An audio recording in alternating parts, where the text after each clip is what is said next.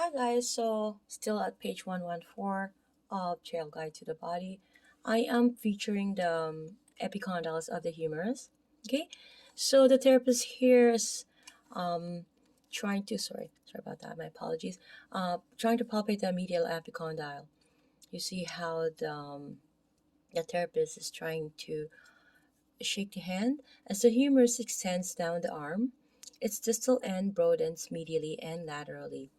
So directly medial from the ulnar process is the medial epicondyle. It is superficial and has a protruding spherical shape designed to accommodate the tendons of the wrist and finger flexors. The lateral epicondyle is smaller than its medial counterpart and is located lateral to the ulnar process. It is an attachment site for the tendons of the wrist and finger extensors. As you can see here,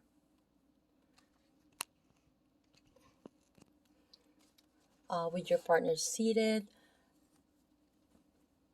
This is the posterior view of the right elbow, palpating the lateral epicondyle. You see the therapist is trying to palpate.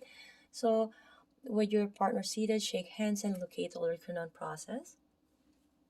Okay, so slide your finger medially off the ulnar. You will encounter a small ditch before rising up onto the large superficial medial epicondyle. Explore its bulbous shape. So return to the ulnar. Slide lateral to the lateral epicondyle. Note that it's smaller than the medial epicondyle. Okay? So for you to check, set a finger on each epicondyle and slowly flex and extend the elbow. The surrounding muscle tissue might move, but the epicondyles should remain stationary. Or do they? You have to ask those questions, right? If you're on the right landmarking, you have to know this if you wanted to be a good therapist. So the ulnar nerve, which creates a funny bone sensation when struck, courses between the medial epicondyle and the ulnar process.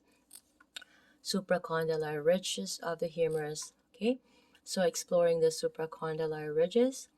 So these two ridges extend proximally from the respective epicondyles of the humerus. Both serves as attachment sites for the forearm muscles. The lateral supracondylar ridge is located superficially, while the medial ridge sinks into the arm and is situated close to the ulnar nerve. So with your partner seated, as you can see here, the client is exploring the supracondylar ridges. Okay, so with your partner seated, shake hands and locate the medial epicondyle. Move proximally from the medial epicondyle. The bony ridge, which extends from the epicondyle, is the medial supracondylar ridge. Roll your fingers back and forth across the ridge to sense its distinct edge. Explore the lateral supracondylar ridge. Okay, you ask your check these hints here. Can you follow the ridges approximately a few inches before they disappear under the muscle of the arm? Okay, I'm gonna go ahead and we're going to try to find the shaft of the ulnar.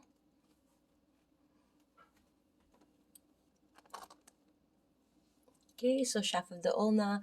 This is the image here, the lateral view of the right forearm. The therapist is palpating the shaft of the ulna. You see how shaking it's underneath. Okay, so the long, straight shaft of the ulna extend from the ulnar process to the head of the ulna. Although numerous muscle lies beside the shaft, it has a superficial, palpable edge that runs along the forearm's posterior medial aspect. Okay, so shaking hands with your partner, locate the ulnar process, slide your fingers distally along the shaft. To define its shape and location, roll your fingers across its edge. Follow it down the length of the forearm. Okay, is it the bone you're palpating superficial? This is stretch the length of the forearm. Okay, you have to check with those things. Okay, so I'm gonna see you guys in the next video for the head on the ulna and the standard process of the ulna. Okay, see you guys.